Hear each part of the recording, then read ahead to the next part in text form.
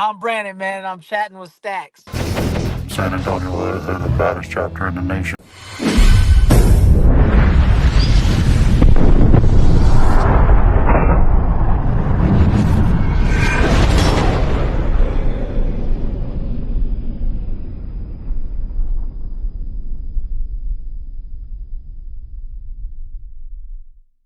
Welcome to this episode of Chatting with Stacks. I'm your host, Bill Stacks, and today I got Loco.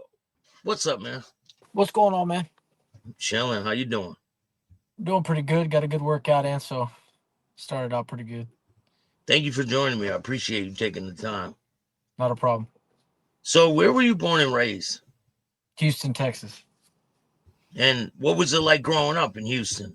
Just a lot of, man, I really don't know how to answer that. Again, I try not to be, like a parrot and be repetitive for what I say, but I guess just plant work and good food, basically how I could really explain it. How'd you get introduced to the motorcycle world? Let's see here. So in my late teens, I lived in North Carolina. I started riding with a guy named Mike Weaver. He introduced me to, bikes in general. He was a bike mechanic. So I had this V-Star 650. It was really cool, man. Custom bobber. That's how I started. But then I started to hang out with some guys, some outlaws, and I found myself at bars and going here to there and just hanging out, really being a friend, not even a hang around. That's how I got introduced to it. But there was quite a few years in between to where I just rode by myself and did my own thing. And when you were riding by yourself, were they asking you to join them and come around, or? Not often. Definitely not the outlaws. They turned me down when I asked about it, and I really didn't ask again after that. But as far as red and gold and stuff down here, I had one support club stop me at a gas station and ask me if I had a Harley, and I said, well, I could get one. And he said, you don't have one? I said, no. And then the old man stopped talking to me, so I guess I didn't qualify at that time. Because you didn't have a Harley? Yeah, so it was a little weird. Why do you think the outlaws turned you down? I was a young kid, man. I think it was a maturity thing. And the gentleman that I was hanging out with cared about me. Me and his daughter were friends. Him and Mike were friends. So he just was looking out for me, bro. I was a really lost young man. So yeah, I wasn't ready for that. I don't think you could be ready for something like this in general. I probably would have most definitely ended up in a body bag for sure. So how did it transpire into you being with the Bandidos? Oh, well, I was with a motorcycle ministry trying to kind of straighten my life together. I figured I'd get with a group of guys to hold me accountable. Ended up not fitting in with those guys. To make a long story short, I went to a benefit for one of the fallen brothers at that time, and I was with the motorcycle ministry. And at that point, I started to really search out, that lifestyle, and ended up calling the president.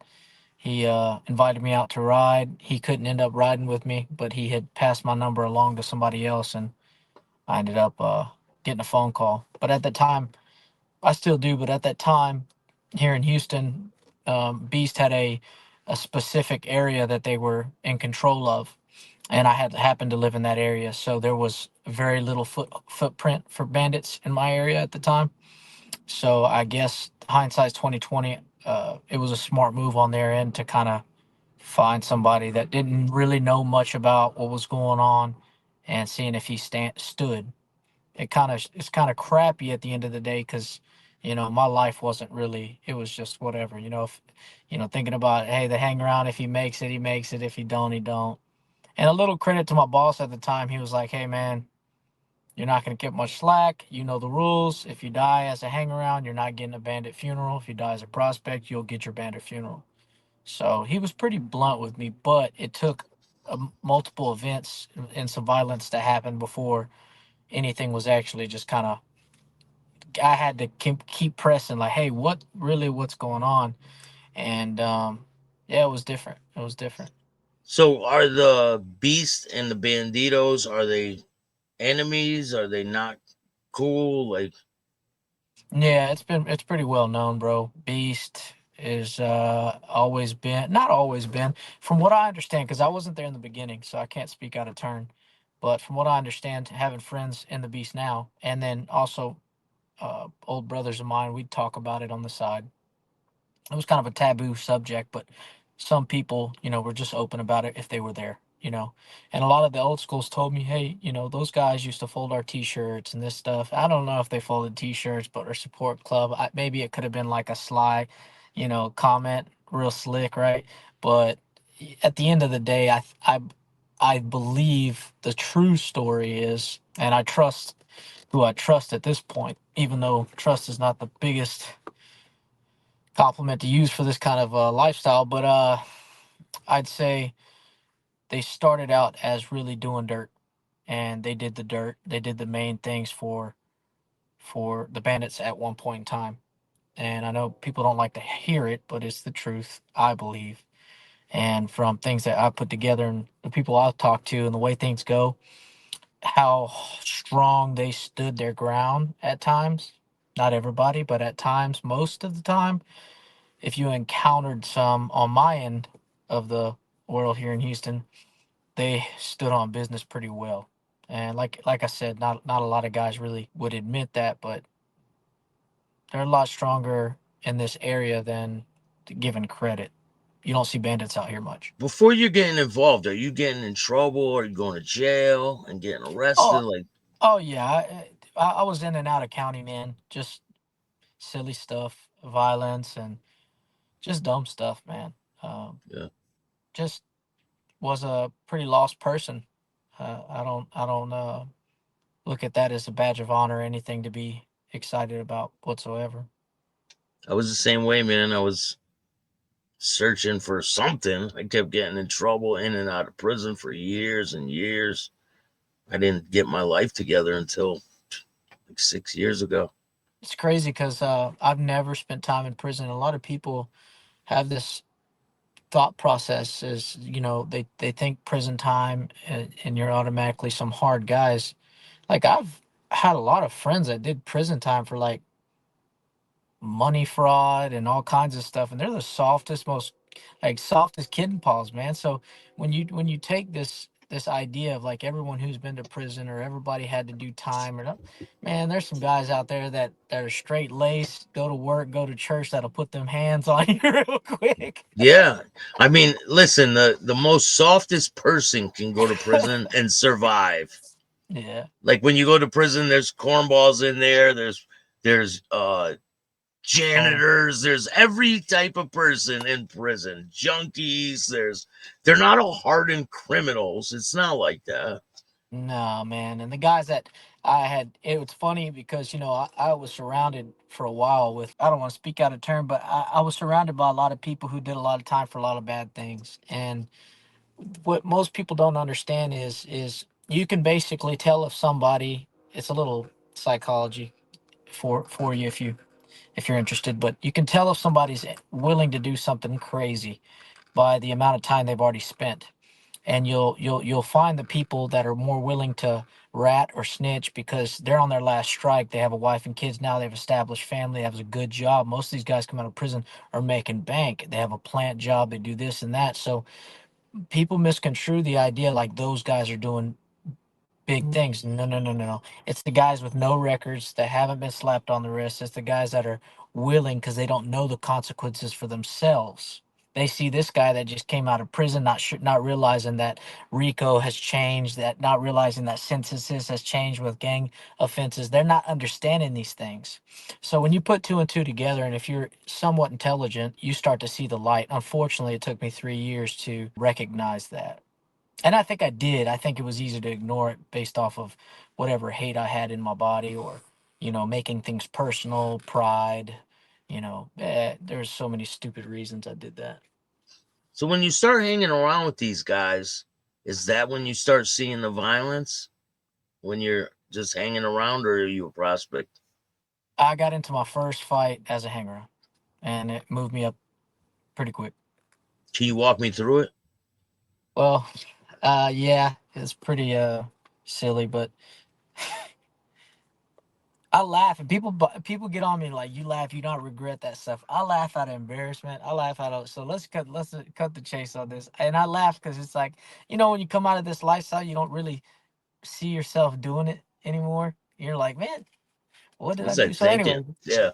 yeah, I had a rabbit moment, but so I went to I was at the Galveston rally and they invited me out there and I'm pumped, man. I'm like, let's go. And they debrief everybody. Hey, the island's ours. If Beast is around, you know what's up. Smash on sight. Don't let them guys walk around Galveston. It's a bad look. Yada yada yada. And they're like, hey man, you're a hang around. You don't get into bandit business. You let the one percenter stay one percenter. You're not a one percenter. They talk like that. But it motivated me to kind of like, oh, okay, bet you feel that way. You think it's because I'm a hang around. So I was already just motivated to find trouble, right? So I get out there and some support guys came up and was like, the hang around still over support. When you're official hang around, you're over support too. They kind of look at you as the big brother out here. And the support came up and said, at that time, I think my nickname, I didn't even have a nickname, bro. And oh, Gundrop. Yeah. So at that time I was Gundrop. And he came up to me and said, Gundrop, you know, we had some beasts walking around in the right in the middle, in the what is that place called? It's just big, long right in Galveston. But anyway, there's this long, kind of like Vegas. There's just this long strip of bikes come up and down it, and it's just main road. Probably 100,000 people there, and this isn't like a joke. This is like a lot, seas of people. Yeah. So I had a mentor of mine in the scene in my chapter. He was an old man, dude. He was like old. I'm talking 60s. And he's been a bandit for a while. And he was my VP at the time. And he was like, what's going on? And I said, well, these guys are saying that some beasts are walking around. Let's go handle it. And he's like, all right, that's cool. Let's go. He enjoyed it. He liked it. And this is an old dude, like old guy, bro. Wrinkles. I love this guy. I love him with all my heart still to this day. But he goes, and one of the support guys that said no, he didn't want to go. He's a bandit now. So I said, all right, guys, y'all come with us. So it was going to be me, a patch holder, a hanger on patch holder, and two support guys. And one of the who's a bandit now said, no, no, no, no, we're good, we're good. And I looked at him and I'm like, wait a second. I'm looking at the cookie. I'm like, all right, whatever. It says support the Bandidos. I'm like, man, hello support, right? So whatever. So he said, forget it. So me and this gentleman walked to a bar down uh again I keep forgetting that little pathway they call it, but The down on strip. the It's on like the a strip. strip, the strip, the Yeah, yeah. strip, the The strip, strip. the Yeah. strip, down the strip, and goes to the bar, and we take a couple shots. He starts buying me Patron shots. It was beautiful, man. We were having a good time, had some lime. Patron shots were chatting it up with the bar ladies, and normally they'll go into a bar and sit around. So we just check out this bar, and we asked uh, the waitress at the time or the bartender if she had seen anybody, and they said, well, they popped up in the back door and they just kind of walked in through here because police were in and out trying to make sure that there was no problem, so they would escort them off the island. Whether that's true or not, I'm not sure. But we're on as we were told, hey, we're gonna try and keep things down. And the cops were always like, hey man, y'all keep it down, y'all keep it down. There was communication there, but there wasn't like friendship. It was like, hey dude, let's start no problems. Don't start any problems. People are here to have a good time. It's a rally. So we're rocking down the strip, and all of a sudden we see a prospect and their president of one of their chapters. And my heart starts racing a little bit. I'm walking next to the patch holder, and I'm like, all right, so what do we do? Do we just, bum rush him and start smacking down? Do we do whatever? And he's like, all right, take it easy, take it easy. So we walk down, and we get like, they start to pass us, and we get within like punching distance. And I'm expecting the patch holder to just, my VP to just punch him, right? Because he's me mugging him, and they're me mugging us. Like, they're just walking. And the patch holder goes, and boom, like spits a loogie dog in the eye of the president.